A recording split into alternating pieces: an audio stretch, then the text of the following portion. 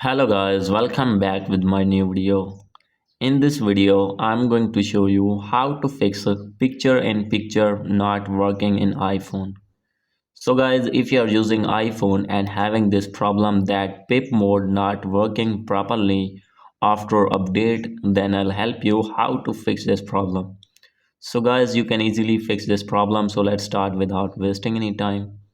So guys, simply first of all, you need to open your settings in your iPhone, and guys after this you need to click on general button, and guys after this you can see here the option of picture in picture. You need to click on this tab, and guys first of all you need to turn on this, and guys first of all you need to turn and first of all you need to turn off this, and guys after few seconds you need to turn on again, and guys after doing this your problem will be fixed.